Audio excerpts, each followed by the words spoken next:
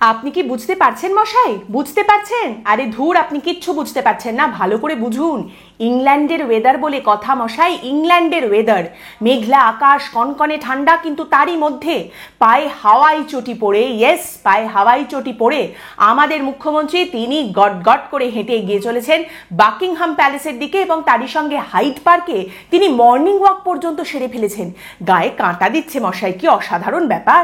এবং সংবাদ প্রতিদিনে এমন করে বিষয়টা লেখা হয়েছে, আপনি পড়লে আপনি মনে করবেন যে পুজো সংখ্যার একেবারে ভ্রমণের গল্প পড়ছেন। উফ, কি ইন্টারেস্টিং, মানে ভাবা যায় না। আমি পড়ে শোনাচ্ছি আপনাদের। সংবাদ প্রতিদিনে লেখা হচ্ছে, সকাল থেকেই লন্ডনের আকাশের মুখ ভার ছিল, ঠান্ডা হাওয়া বইছিল, তারপরেও মানুষের উৎসাহের কমতি নেই। সকাল থেকেই বাকিংহামের সামনে ভিড় জমিয়েছিল প্রচুর মানুষ। খুদেদের নিয়ে চলছিল রঙিন উৎসব। দেশ বিদেশের পর্যটকদের নিয়ে মেতে উঠেছিল বাকিংহামের সামনের রাস্তা। তবে মমতার প্রাতঃভ্রমণ চলাকালীনই আকাশের রূপ বদলায়। ধূসর থেকে আকাশের রং বদলে হয়ে যায় ঝকঝকে নীল। ঠান্ডাও কমে কিছুটা। সব মিলিয়ে লন্ডনের হাওয়া বদল, উফ, ফাটাফাটি। এবং এমন সুন্দর বিষয়টা হবে নাই বা কেন বলুন, কেন হবে না? আপনারা জানেন তো যে গুটি কয়েক সংবাদ মাধ্যমের তরফ থেকে এক পিস করে সাংবাদিকদের পাঠানো হয়েছে মুখ্যমন্ত্রীর সঙ্গে লন্ডন সফরে, এবং সেখানে সংবাদ প্রতিদিনই সম্ভবত একমাত্র সংবাদ মাধ্যম যারা একজন নয়, গ্যাটের কড়ি খরচা করে দুজন সাংবাদিককে পাঠিয়েছেন মুখ্যমন্ত্রীর সঙ্গে। ভাবা যায়, একদিকে আমাদের ফেভারিট লর্ড কুণাল ঘোষ, তিনি তো গিয়েছেনই, তারই সঙ্গে গিয়েছেন কিংশুক প্রামাণিক মহাশয়, তিনি সংবাদ প্রতিদিনের অ্যাসোসিয়েট এডিটর বলে জানা যাচ্ছে। এবার ব্যাপারটা হচ্ছে, আপনি ভাবতেই পারেন যে সংবাদ প্রতিদিনের মাথায় যিনি রয়েছেন সেই সৃঞ্জয় বসু, যার নামটা ওই চিটফান্ড কেলেঙ্কারিতে জড়িয়েছিল, এবং তারপরে ওই মুখ্যমন্ত্রীর দলকে ইলেকটোরাল বন্ডের মাধ্যমে টাকা পয়সা দেওয়ার পরে তার হয়তো টাকা পয়সার একটু অভাব টভাব হয়েছে, কোথাও খামতি হয়েছে, কিন্তু না, এসব আপনি ভাবতেই পারেন। সাংবাদিকতার ডাকে তো জান কবুল, টাকা পয়সা তো অনেক ছোটখাটো ব্যাপার, তাই না? তারই সঙ্গে আরও একজন ফ্যান ফেভারিট রয়েছেন, যিনি গেছেন মুখ্যমন্ত্রীর সঙ্গে লন্ডনে। এই বিশ্ব, তুমি বলো। আমার না অনেকগুলো হবির মধ্যে এখন একটা হবি হচ্ছে বিশ্ববাবুকে খুঁজে বের করা। মাঝে মধ্যেই আপনি দেখবেন মুখ্যমন্ত্রীর সঙ্গে তিনি যান এবং মুখ্যমন্ত্রী বলেন, এই বিশ্ব তুমি বলো, এই বিশ্ব তুমি সামনে এসো। আপনারা দেখবেন ওনাকে খুঁজবেন, মুখ্যমন্ত্রীর সঙ্গে আপনারা কোথাও না কোথাও ওনাকে দেখতে পেয়ে যাবেন। নিউজ 18 বাংলার সঙ্গে উনি যুক্ত রয়েছেন, আপনারা সকলেই জানেন। আপনাদের মনে আছে সেই যে ডাক্তাররা যখন অবস্থান আন্দোলন করছিলেন, অভয়া কাণ্ডের প্রতিবাদে ডাক্তারেরা যখন রাস্তায় বসেছিলেন, মুখ্যমন্ত্রী সকালবেলা একদিন সেই অবস্থানে পৌঁছে গিয়েছিলেন। সঙ্গে কে গিয়েছিলেন? এই ছবিটার মধ্যে থেকে আপনি খুঁজে বের করুন তো বিশ্ববাবুকে। দেখতে পাচ্ছেন? এই যে একেবারে ভালো ছেলে রাজীব কুমারের পিছনে তাকে দেখা যাচ্ছে। বিশ্ব মাঝে হারিয়ে গেছি, কত কবিই তো বলেছেন। তো বিশ্ববাবুকে খুঁজে বের করা আমাদেরও হবি। এর সঙ্গে আরেকজন ইন্টারেস্টিং ব্যক্তি রয়েছেন, যিনি গেছেন মুখ্যমন্ত্রীর সঙ্গে লন্ডন সফরে।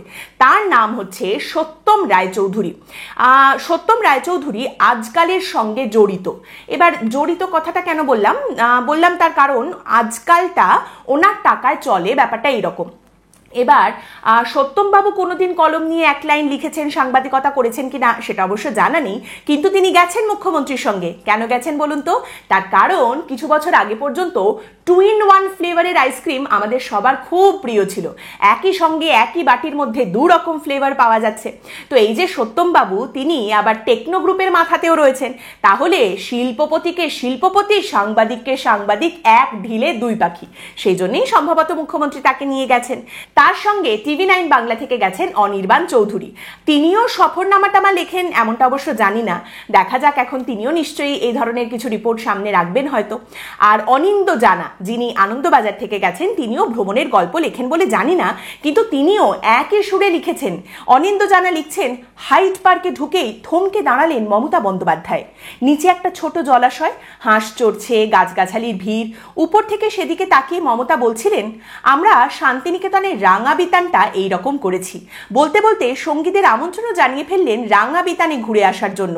তারপর আবার বেরিয়ে পড়লেন হন্টনে। আচ্ছা, এখানে অন্য কিছুর আশা কি করা যেতে পারে? অন্য কিছু লিখবেন এই সাংবাদিকরা, কারণ এই সাংবাদিকরা যারা মুখ্যমন্ত্রীর সঙ্গে লন্ডন সফরে গেছেন, তারা তো এ নিয়ে দ্বিতীয়বার মুখ্যমন্ত্রীর সঙ্গে বিদেশ সফরে গিয়ে হাঁটছেন, তাই না? এর আগে তারা স্পেন সফরে গিয়েছিলেন। তো সেখান থেকে কি কি প্রতিশ্রুতি, কি কি আশার কথা সামনে এসেছিল, কি কি বাণিজ্যের কথা সামনে এসেছিল, সেখান থেকে কতগুলো ফলপ্রসূ হলো, বাকিগুলো কেন হলো না, কেন মুখ্যমন্ত্রী বারবার এই বাণিজ্যের খোঁজে যাচ্ছেন কিন্তু তারপরেও তিনি সাফল্য পাচ্ছেন না, নাকি সাফল্য পাচ্ছেন কিন্তু কেউ জানতে পারছেন না। স্পেন এবং লন্ডন সফরের মধ্যে তুলনামূলক আলোচনা, দুটো জায়গাতেই বাণিজ্যের কথা কিভাবে মুখ্যমন্ত্রী মানুষের সামনে তুলে ধরছেন, এই সমস্ত বিষয়গুলো নিয়ে সাংবাদিক যারা গেছেন তারা কি কিছু লেখালেখি করবেন, প্রশ্ন করবেন? না না, দূর, এইসব নিয়ে কে লেখে বলুন তো? তার থেকে বরং কোথায় হাঁস চড়ছে, কোথায় সুন্দর পুকুরের শান্ত জল, কোথায় ঝকঝকে রোদ্দুর, কোথায় মেঘলা আকাশ, কোথায় মুখ্যমন্ত্রীর পায়ে হাওয়াই চটি পরে তিনি এগিয়ে যাচ্ছেন, হেঁটে যাচ্ছেন, এই সমস্ত নিয়ে লেখালেখি করলেই হবে। আর এই মার্চ মাসেই অলরেডি কলকাতায় যা গরম পড়েছে, মানুষের তো গলদঘর্ম অবস্থা, তো সেখানে দাঁড়িয়ে তারাও ওই লন্ডনের মনোরম ওয়েদার সম্পর্কে পড়বেন তারপর সবাই এগিয়ে যাবেন, সব ভুলে যাবেন, তাই তো? এইটুকু হলেই তো হবে। মুখ্যমন্ত্রী লন্ডনে পৌঁছে নিজেই লাইভ করে জানিয়ে দিয়েছেন যে হাই কমিশনারের আমন্ত্রণ রক্ষা করতে তিনি পৌঁছে গেছেন। এবার সেখানে ইন্ডিয়া হাউসের গান্ধী হলে যখন মমতা বন্দ্যোপাধ্যায় দাঁড়িয়েছিলেন, তার একপাশে দাঁড়িয়েছিলেন আমাদের রাজ্যের মুখ্য সচিব মনোজ পন্থ এবং তারই সঙ্গে আমাদের রাজ্যের শিল্প সচিব বন্দনা যাদব। আর মুখ্যমন্ত্রী মমতা বন্দ্যোপাধ্যায়ের আরেক পাশে ছিলেন লন্ডনে ইন্ডিয়ার মানে ভারতের যিনি হাই কমিশনার রয়েছেন সেই বিক্রম দোরাইস্বামী এবং ডেপুটি কমিশনার সুজিত ঘোষ। এবার মুখ্যমন্ত্রী মমতা বন্দ্যোপাধ্যায় ভারতের হাই কমিশনার বিক্রম দোরাইস্বামীকে তার নিজের আঁকা একটি ছবি উপহার দিয়েছেন। এবার আপনি যখন একজন হাই কমিশনার হিসেবে কাজ করছেন, লন্ডনে ভারতের হাই কমিশনার হিসেবে যখন আপনি কর্মরত রয়েছেন, তখন তো ডিপ্লোমেসি, কূটনীতি, পলিটিক্যালি কারেক্ট থাকা, এটা আপনার সেকেন্ড নেচার হয়ে যায়, তাই না? একেবারে দ্বিতীয় চরিত্র, দ্বিতীয় নাম। তো এখানে ভালো করে একটু ভেবে দেখুন, ছবিটা ভালো করে দেখুন, ছবিটার দিকে তাকান এবং এই শিল্পকর্মের অবশ্যই প্রশংসা করুন।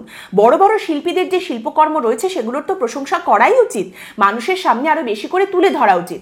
যেখানে এক এক করে বড় বড় শিল্পীরা সব আমাদের ছেড়ে চলে যাচ্ছেন, সেখানে নতুন বড় শিল্পী যারা আসছেন তাদের কাজের প্রশংসা না করলে কি চলে? দেখুন, শিল্পের প্রশংসা কিন্তু করতেই হয়, আর শিল্পোন্নয়ন তো খুবই প্রয়োজনীয় আমাদের জন্য, আমাদের তো শিল্পোন্নতিটা খুবই প্রয়োজন। সেই জন্যই তো মুখ্যমন্ত্রী গেছেন বিদেশ সফরে। অনেকেই প্রশ্ন করছেন যে মুখ্যমন্ত্রীর সঙ্গে এবারের সফরে কই সৌরভ গাঙ্গুলি যাবেন না? সৌরভ গঙ্গোপাধ্যায়, সেই সৌরভ গঙ্গোপাধ্যায় যিনি বাংলায় ফ্যাক্টরি করবেন, পশ্চিমবঙ্গের বুকে কারখানা করবেন, সেই প্রতিশ্রুতি দিতে গিয়েছিলেন স্পেনে গিয়ে তিনি পশ্চিমবঙ্গে কারখানা খোলার ঘোষণা করেছিলেন, কর্মসংস্থানের কথা বলেছিলেন পশ্চিমবঙ্গে, সেসব তো হয়েই গেছে দিবা স্বপ্নে। তো এইবার আরেক জায়গায় গিয়ে, আরেকটি অন্য দেশে গিয়ে পশ্চিমবঙ্গে আরেকটি ফ্যাক্টরি খোলা, আরেকটি কারখানা খোলা, আরও সংবাদ মাধ্যমে বিভিন্ন রকম কর্মসংস্থানের কথা বলা, সেগুলো কি তিনি এবারে আর বলবেন না? আসবেন না সৌরভ গঙ্গোপাধ্যায়? মুখ্যমন্ত্রী পরিষ্কার জানিয়ে দিয়েছেন, দেখুন, বাংলায় ফুটবল আছে ঠিক আছে, কিন্তু বাংলায় তো আমাদের সৌরভ গাঙ্গুলিও রয়েছেন। অক্সফোর্ডে সৌরভ গঙ্গোপাধ্যায় আমার সঙ্গে এসে যোগ দেবেন, এখানে ওর মেয়েও পড়াশোনা করছে, আর সৌরভ গঙ্গোপাধ্যায় আমাদের বাংলার ব্র্যান্ড অ্যাম্বাসেডর। এবার কথাটা হচ্ছে, আমরা বুঝতেই পেরেছি সৌরভ গঙ্গোপাধ্যায় এখন পশ্চিমবঙ্গের জন্য একেবারে অপরিহার্য, কিন্তু এই যে মুখ্যমন্ত্রী বিদেশ সফরে গেছেন, এই সফরে সৌরভ গঙ্গোপাধ্যায় মুখ্যমন্ত্রীর সাথে গিয়ে ঠিক কি করবেন? মানে সৌরভ গঙ্গোপাধ্যায়ের ভূমিকাটা ঠিক কি? তিনি কি চশমা ধরে দিতে যাবেন, নাকি শুধুমাত্রই পাশে দাঁড়িয়ে থাকতে যাবেন, ব্র্যান্ড অ্যাম্বাসেডর হিসেবে শুধুমাত্রই মুখ দেখাতে যাবেন? বিষয়টা কি? তিনি কেন যাবেন? এই সফরে তার ভূমিকা কি? সেটা তো আমরা জানি না, এবং তিনি যাওয়ার পর যদি কোনো বক্তব্য রাখেন তবেই আমরা জানতে পারবো। তারই সঙ্গে একটি মাত্র জায়গায় পড়লাম যে মুখ্যমন্ত্রী মমতা বন্দ্যোপাধ্যায়ের সঙ্গে এবার সফর সঙ্গী হয়ে বিদেশে গেছেন অভিষেক বন্দ্যোপাধ্যায়ের মা লতা বন্দ্যোপাধ্যায়ও। কেন? এইটা যদি একটা সরকারি সফর হয়ে থাকে, তাহলে লতা বন্দ্যোপাধ্যায় কিভাবে গেলেন, তার সরকারিভাবে এই সফরে ভূমিকাটা কি, সেটা আপনি প্রশ্ন করতে পারেন। উত্তর পাওয়াটা খুবই মুশকিল। আর যদি ব্যক্তিগত প্রয়াসে তিনি গিয়ে থাকেন, তাহলে সেক্ষেত্রে হতে পারে যে তার এত নিকটাত্মীয়, তিনি অক্সফোর্ডে বক্তৃতা রাখবেন, সেই বিষয়টা নিজে চোখের সামনে তিনি দেখতে চাইছেন এবং মনের মণিকোঠায় স্মৃতি হিসেবে সেটাকে রেখে দিতে চাইছেন, হতেই পারে। কিন্তু এসব আপনি ছাড়ুন, আপনি যেটা মনে রাখবেন সেটা হচ্ছে, লন্ডনে ভারতীয় হাই কমিশনারের আমন্ত্রণে হাই কমিশনে মুখ্যমন্ত্রী মমতা বন্দ্যোপাধ্যায় জানিয়েছেন যে প্রথমবার সাংসদ থাকাকালীন মাদার টেরেসার সঙ্গে কাজ করেছেন মমতা বন্দ্যোপাধ্যায়। মাদার যখনই কোনো সমস্যায় পড়তেন, মমতার সঙ্গে আলোচনা করতেন। ক্ষমতায় না থেকেও যথাসাধ্য সাহায্যের চেষ্টা করেছেন মমতা বন্দ্যোপাধ্যায়। মাদার টেরেসাকে সম্মান জানিয়ে নিউ টাউনের ওয়্যাক্স মিউজিয়ামের নামকরণ করেছেন তার নামেই। সিস্টার নিবেদিতার দার্জিলিংয়ের বাড়ি কিনে নিয়েছে রাজ্য সরকার, সেই বাড়ি সংরক্ষণ করা হচ্ছে। তারই সঙ্গে মুখ্যমন্ত্রী আরও জানিয়েছেন, ভারত ব্রিটেনের সম্পর্ক ঐতিহাসিক, বহু পুরনো। কলকাতার সঙ্গেও লন্ডনের সম্পর্ক শতাব্দী প্রাচীন। স্বাধীনতার আগে কলকাতা ভারতের রাজধানী ছিল। কলকাতা এখনো ভারতের সাংস্কৃতিক রাজধানী। এবার এই কথাগুলো শুনে আপনার কি মনে হচ্ছে যে এই কথাগুলো কেমন যেন শোনা শোনা লাগছে, এর আগেও কোথায় যেন শুনেছি? তাহলে আপনাকে বলে দিই, এর আগে রাজনৈতিক অনুষ্ঠান, সংবর্ধনার অনুষ্ঠান, বাণিজ্য সম্মেলন, সাংবাদিক সম্মেলন, সাংস্কৃতিক অনুষ্ঠান, বিভিন্ন জায়গায় এই কথাগুলো তিনি এর আগেও বলেছেন। তাহলে আপনি জিজ্ঞেস করবেন যে নতুন কিছু কি উনি বলবেন? ওনার কাছে নতুন কিছু কি বলার মতো আছে? নতুন কোনো বক্তব্য উনি সামনে রাখবেন? নতুন কোনো ঘোষণা, নতুন কোনো প্রতিশ্রুতি, নতুন কোনো বাণিজ্য কোনো খবর কি সামনে উনি রাখবেন? কোনো ইঙ্গিত পাওয়া যাচ্ছে? কোনো সম্ভাবনা দেখা যাচ্ছে? আরে এইগুলোই তো ওনার সঙ্গে যে সাংবাদিকরা গেছেন তাদের জানার কথা এবং তাদের লেখার কথা, কিন্তু না, সেসব লেখারও দরকার নেই, সেসব আপনার পড়ারও দরকার নেই। আপনি শুধু এইটুকু জানুন যে লন্ডনে ফাইন ওয়েদার চলছে, পুকুরে সুন্দর হাঁস চড়ে বেড়াচ্ছে এবং মুখ্যমন্ত্রী পায়ে হাওয়াই চটি পরে এগিয়ে যাচ্ছেন। আজকের পর্ব এখানেই শেষ করলাম। আপনি আপনার মতামত এই পর্ব সম্পর্কে অবশ্যই জানাবেন কমেন্টের মাধ্যমে। পরের দিন আবার দেখা হবে অন্য একটি বিষয় নিয়ে আলোচনায়, হঠাৎ যদি উঠল কথায়। ভালো থাকবেন।